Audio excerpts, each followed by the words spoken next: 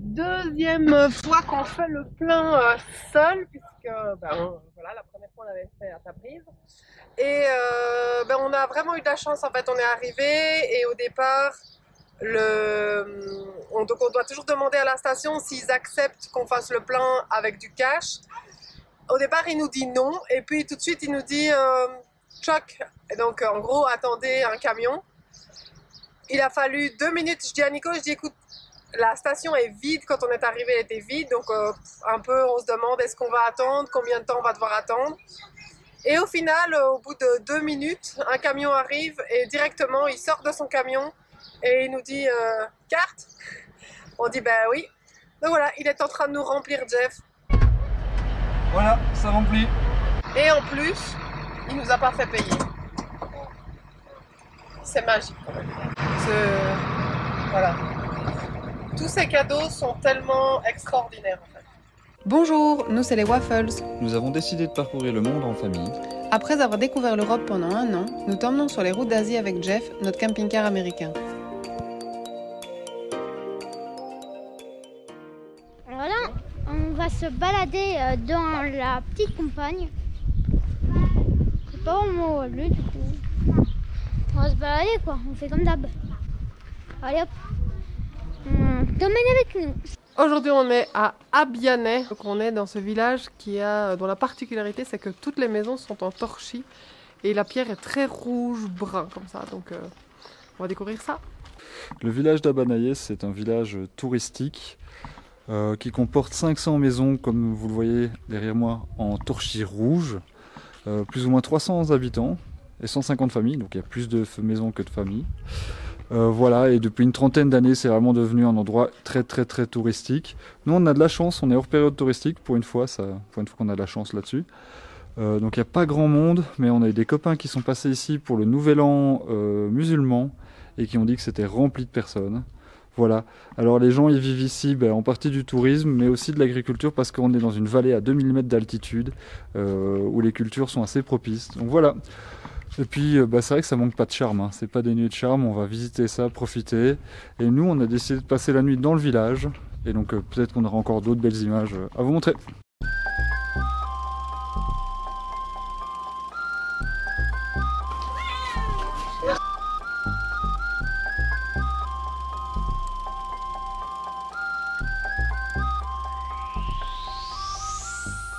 En plus d'avoir toutes ces maisons en terre rouge, ce qui est aussi très beau, c'est tout les châssis, les croisillons qu'ils ont en bois, qui rajoutent vraiment un côté typique, antique. Voilà, c'est un peu le nom de ce regarde. Hop, ils sont tous comme ça, ils sont tous jolis. Il y en a certains qui sont très anciens, il y en a qui sont nouveaux, qui ont été refaits. Mais ça met beaucoup de charme à ce village. Je comprends pourquoi c'est devenu un lieu touristique.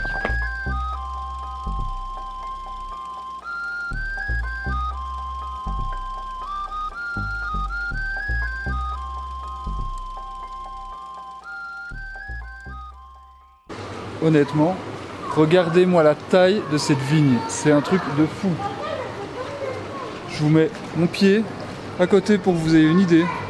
C'est super cool parce qu'il n'y a pas beaucoup de monde et monsieur du coup nous propose de monter. Je suppose qu'en saison touristique on n'aurait pas eu cette chance et là on peut monter pour aller voir la vue.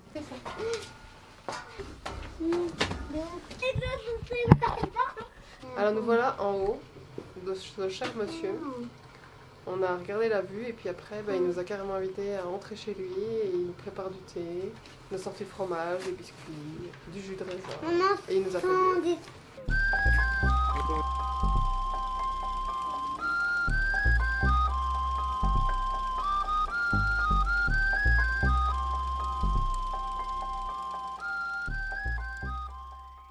Hello!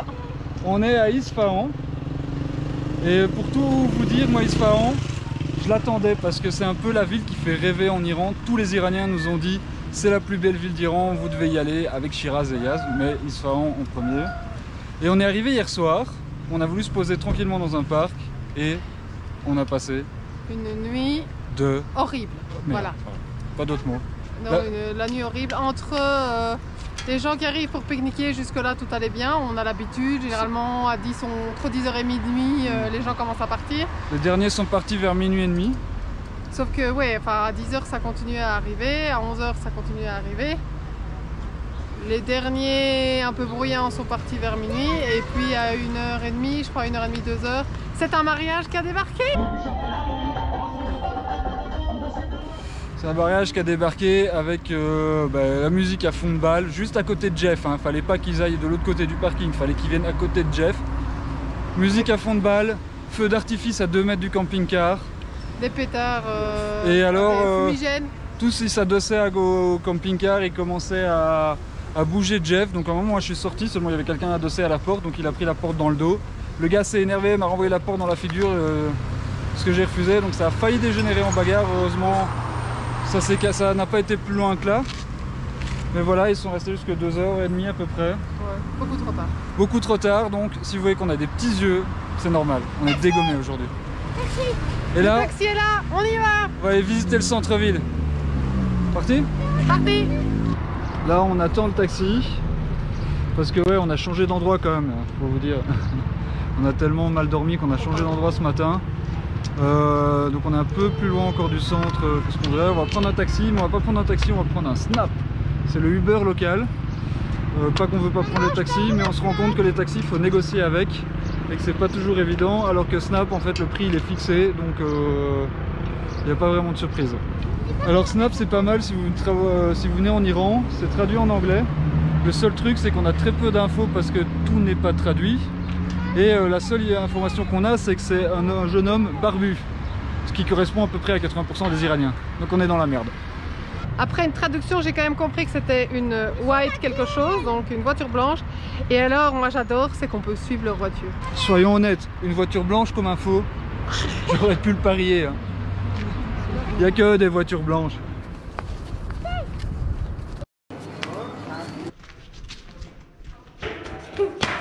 Bienvenue à la grande mosquée de Jamé d'Isfahan.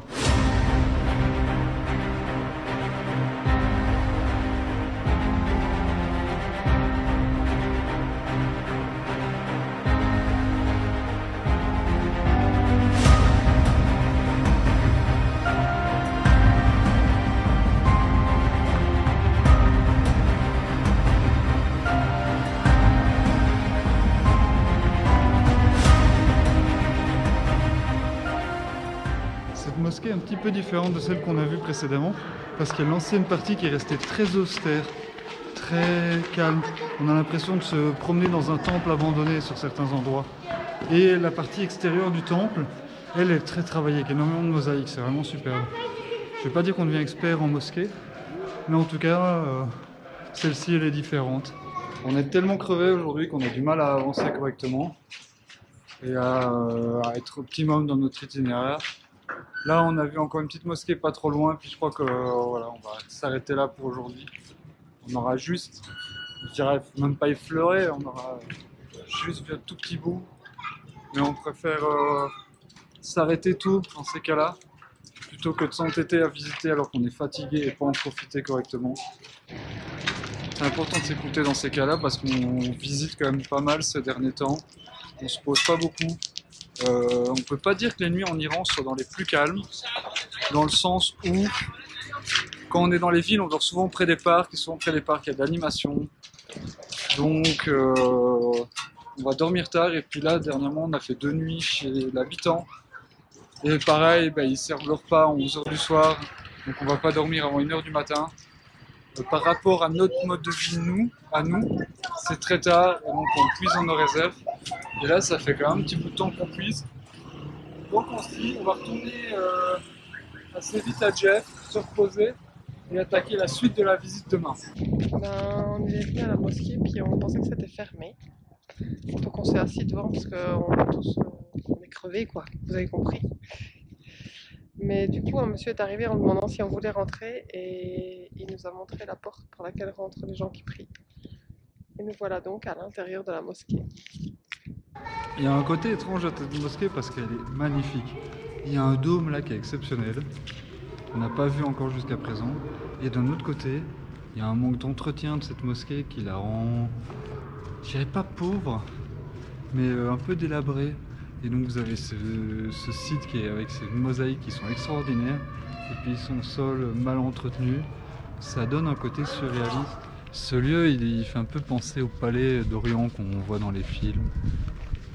C'est vraiment particulier. Nous voilà donc à Isfahan après une deuxième nuit de fête. Moi je me demande juste comment font ces gens pour faire la fête jusqu'à 1 ou 2 heures du matin et puis aller bosser le lendemain. Mais bon, c'est une question qui m'est totalement personnelle, c'est une autre culture et on se rend bien compte, mais c'est voilà, c'est un peu compliqué pour nous qui aimons le calme. Mais voilà, aujourd'hui on part tôt pour essayer de visiter tôt et revenir et puis peut-être essayer de changer de ville ce soir pour essayer de dormir parce qu'on est crevé.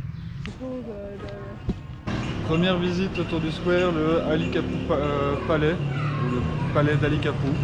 Prendre des tickets.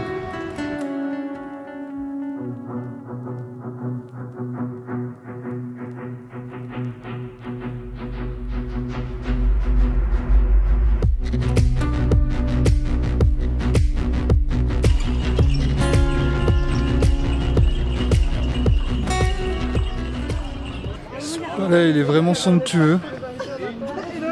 On est dans un endroit complètement fou. Je sais que c'était une résidence royale ici à Isfahan, mais la qualité des détails, des mosaïques qu'il y a partout, c'est vraiment un truc de dingue.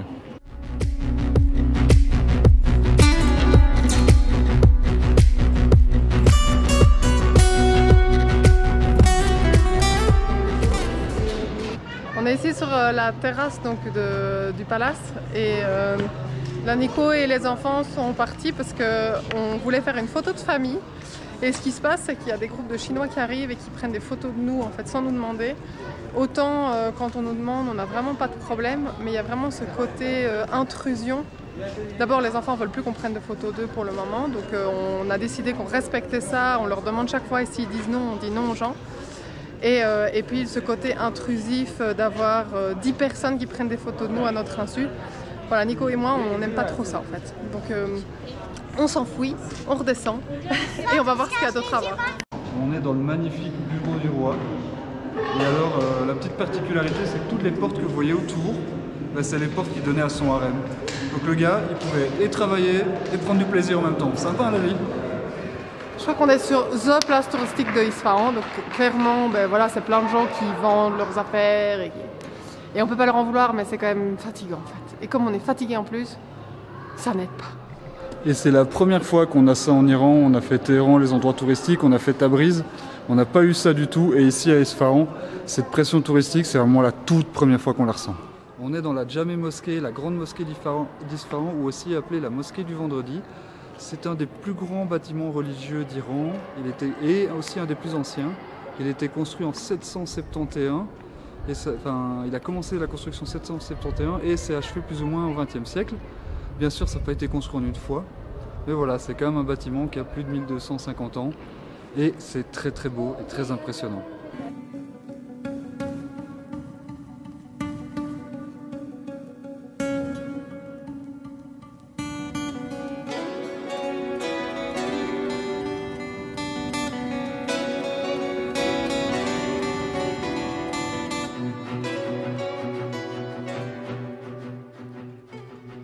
Chaque fois qu'on rentre dans une nouvelle aile, dans un nouveau dôme, on est surpris par la beauté de l'endroit. Ils adorent le bleu, nous aussi, et franchement c'est magnifique. Regardez le dôme derrière moi.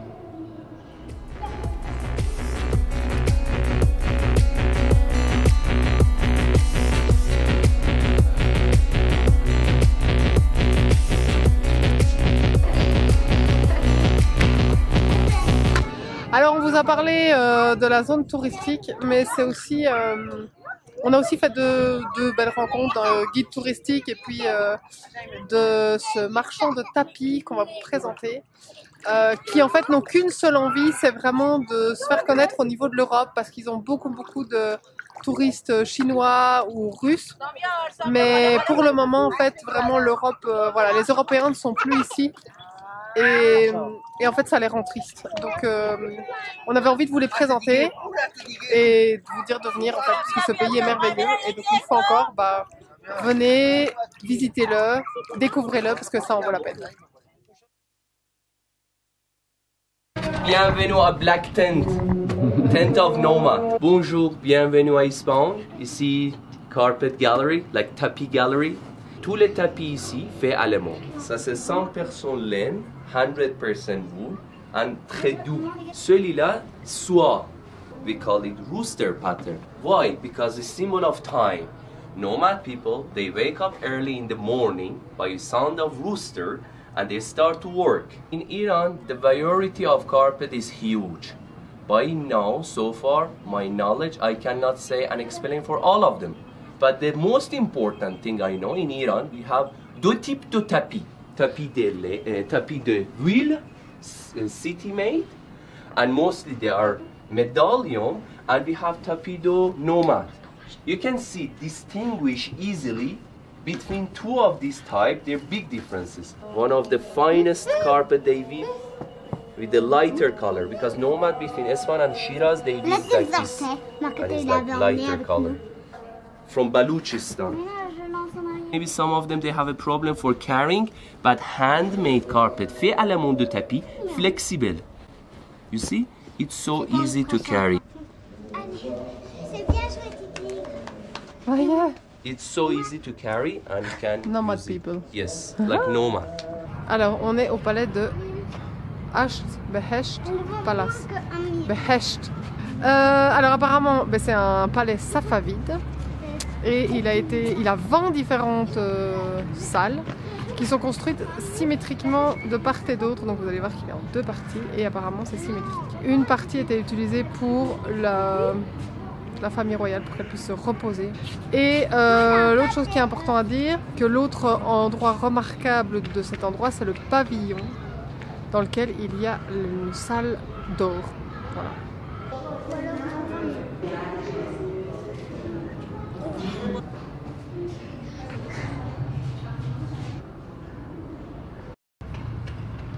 Bon, c'est dommage parce qu'on a vu les plafonds là au-dessus et ils sont vraiment magnifiques. On aurait bien eu envie de monter, mais apparemment c'est pas possible. La visite n'est pas possible, donc on les admire d'en bas. Alors, il te plaît ton palais? C'est pas mal. Nous voilà au Shell Sotoun Palace, un grand palais aussi, et sans doute le dernier de la journée, parce que les enfants commencent à être fatigués, et nous aussi. Hein. Mais c'est très très beau.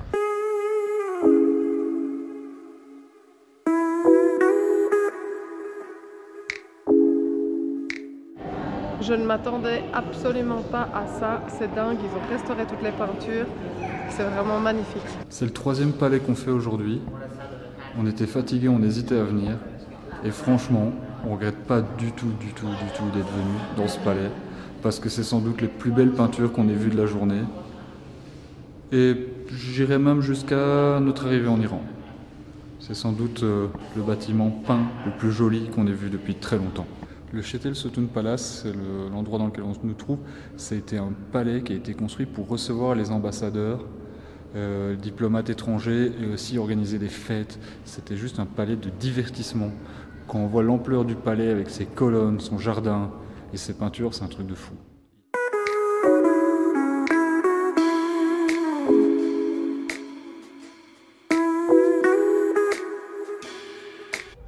Bon ben voilà, on pensait partir ce soir du parc parce que clairement c'est trop bruyant et ça fait 2 nuits qu'on dort pas, on a vraiment besoin de dormir. Seulement là, quand Nico a fait les checks, on se rend compte que le liquide de refroidissement est vraiment bas. L'autre fois on l'avait checké, on le trouvait déjà un peu bas mais ça allait. Est-ce que c'est à cause de la chaleur? Est-ce que c'est la route? Enfin voilà, on ne sait pas trop, il faudra qu'on prenne des renseignements auprès de gens compétents. Mais du coup ici un gentil monsieur était garé à côté de nous, a commencé à parler à Nico et lui a proposé de l'emmener à un endroit où ils vendent clairement les liquides de refroidissement. Donc Nico est parti avec lui et il en a en tout cas pour un quart d'heure pour arriver jusque là, c'est ce que le monsieur a annoncé. Donc en tout cas, enfin voilà, Nico est en tout cas parti pour une demi-heure voire 1 heure, mais il est déjà 5 heures passées. Et normalement on comptait aller jusque Naïn, c'était 2 heures de route. On va devoir changer nos plans une fois de plus. On verra bien si on part et qu'on roule 1 heure. Si entre temps on a un petit ange gardien qui arrive et qui nous propose de dormir chez lui au calme. Enfin chez lui, devant chez lui, parce qu'en fait clairement on a besoin de dormir dans notre lit. On ne veut pas dormir dans un salon sur une carpette. Mais on a besoin d'être calme aussi. Donc on devient un peu exigeant en fait là. Donc on est en attente et on verra bien ce que Nico nous ramène ou pas. Alors voilà, Nico hier a quand même eu le courage donc, de prendre la route. Il est revenu environ une demi-heure, 3/4 d'heure après avoir trouvé le liquide de refroidissement. On a fait le plein et en effet on a remis plus d'1 litre, donc c'était nécessaire. Sans doute la chaleur, enfin voilà, il faut que nous on s'habitue à ce genre de choses et puis qu'on fasse le check aussi de ça. Qui dit vieux véhicule dit beaucoup de check. Mais donc il a roulé jusqu'à presque 9 heures pour arriver ici à Naïn. Naïn qui est un plus petit village et qui permet vraiment d'être au calme. On a pu passer une nuit au calme, ça fait du bien après les 2 dernières nuits qu'on avait eues. Et ici, ben, voilà, on est près de l'ancienne forteresse. On a des choses à visiter et à découvrir, mais on va vraiment faire ça au calme. Et on a décidé de se poser ici pour plusieurs jours, pour permettre aux enfants aussi de se reposer après ces journées, les journées qu'on a eues et après les longues visites en fait qu'on a fait aussi. Ça fait 3 jours qu'on est ici dans la ville de Naïn. C'est une petite ville. On a quitté l'enfer d'Isfahan pour venir se reposer ici. On l'a pris vraiment très cool et aussi parce qu'il fait très chaud. La ville de Naïn, elle a la particularité d'avoir l'ancienne ville et la nouvelle ville qui se mélangent. L'ancienne ville sont des bâtiments qui tombent en décomposition suite à l'érosion à cause du vent ou des pluies. Et c'est parfois des bâtiments magnifiques qui sont là laissés à l'abandon, dans lesquels on peut se promener. Et alors l'autre particularité de cette ville, ce sont ces citernes d'eau que vous voyez derrière moi. Il y en a plusieurs dans la ville et on peut venir se servir d'eau propre, consommable, un peu partout dans la ville. C'est parti pour la visite ? On a parfois l'impression en fait, que le paysage, c'est un paysage de tremblement de terre. Il y a tellement de bâtiments écroulés qu'au début on s'est posé la question avec Anaïs, on a regardé, mais au final il n'y a pas eu de catastrophe naturelle. J'ai posé la question aux locaux et ça a été laissé à l'abandon. Mais il n'y a pas 1 ou 2 bâtiments, il y a beaucoup de bâtiments qui sont comme ça. C'est quoi? C'est quoi? J'arrive pas à l'ouvrir comme hier il a fait. On a découvert ça hier chez nos hôtes et en fait c'est un arbre à pistache. C'est la première fois qu'on voyait ça, Nico et moi. Mais c'est tout petit ce qu'il y a dedans. C'est parce que c'est pas encore mûr, ils disent que c'est dans 2 ou 3 mois.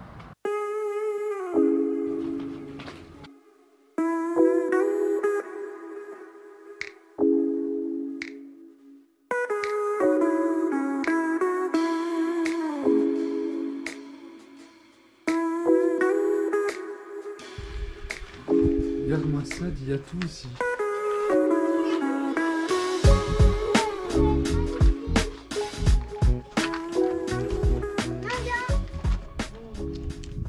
On va investir ici. Et le pire honnêtement, c'est que des maisons comme ça, il n'y en a pas 1, il n'y en a pas 2, il n'y en a pas 5, il n'y en a pas 10, il y en a peut-être une centaine qui sont comme ça. Avec à chaque fois, je trouve beaucoup de travail sur l'architecture. Elles sont vraiment magnifiques et pourtant elles sont dans cet état-là. Ici à Naïn, même le vieux bazar, il est à moitié démoli. Il y a toute une partie un peu fantôme dans le bazar, ce qui est étrange. Et puis il y a une partie qui est utilisée comme dans n'importe quel autre bazar. Certes, beaucoup plus petite que dans les bazars d'Isfahan ou de Téhéran. Fatalement, ici c'est une toute petite ville. Donc le bazar déjà en soi est plus petit. Mais on va dire qu'il est occupé seulement à 20% de ce qu'on a pu voir. Et donc il y a 80% du bazar qui est à l'abandon. Voilà, c'est très particulier, ça crée une drôle d'atmosphère. Et en plus, moi je le trouve très joli et que son côté très cintré, toutes ses voûtes. En plus, on aime bien le bazar parce qu'il est assez frais.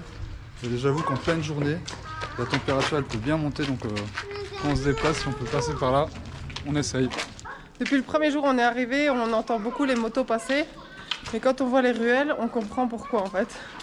Pas possible de passer dans en voiture partout. Bien que les Iraniens sont quand même très forts pour passer par des rues où nous, on n'oserait pas passer avec leur voiture. Oh, stop! Voilà, on se fait rêver en pleine nuit par des imbéciles qui jettent des cailloux sur Jeff. Résultat, il y a quand même un trou dans Jeff. Voilà, super heureux. Ils sont déjà repassés 2 fois. 3 fois. On les attend de pied ferme pour la 4e. Mais c'est vraiment pas cool parce que le trou dans Jeff, je sais pas le réparer. Pas à cet endroit-là en fait, c'est juste à l'endroit de la douche. Donc ouais, je sais pas du tout le réparer. Bon, on pourrait dire que l'avantage de cette histoire, c'est qu'on voit un lever du soleil. C'est une heure où il fait frais. Mais la nuit n'a pas été bonne et c'est vraiment dommage parce qu'on avait vraiment passé 3 super journées ici. Et on se sentait vraiment bien. Hier, on vous le disait, on se sentait vraiment dans un village paisible et calme. Pas de bol, on tombe sur des jeunes qui ont besoin de passer le temps et qui n'ont rien d'autre à faire de leur nuit que de venir nous jeter des pierres. Seul truc qui est pelant, c'est voilà, ils sont venus une première fois à 1h30, on est resté même à 1h je crois, on est resté debout jusqu'à 2h. Puis 2h30, 3h, on a décidé d'aller se recoucher et à 5h ils sont revenus. Et en fait, moi j'ai entendu la voiture et puis ils se sont garés plus loin de manière à ce qu'on les voit pas. Donc j'ai une vidéo où on voit la voiture passer, mais clairement on ne sait pas l'identifier. Voilà, 4 jeunes dans une voiture qui jettent des pierres sur un camping-car, ça arrive aussi. On pensait de toute façon reprendre la route aujourd'hui, donc peut-être que simplement on va la prendre plus tôt. Là on attend que les enfants se réveillent, il est 5h30 je crois. Et moi j'étais bonne pour partir maintenant, il fait vraiment bon en fait à cette heure-ci, le soleil tape pas encore. Mais on se dit qu'eux ils ont besoin de sommeil. Donc voilà, on va essayer de les laisser dormir au maximum. Et puis prendre la route tant qu'il fait frais. Mission visa numéro 2 hein. Dans ce magnifique mausolée, il y a un feu qui brûle depuis plus de 1500 ans dit-on.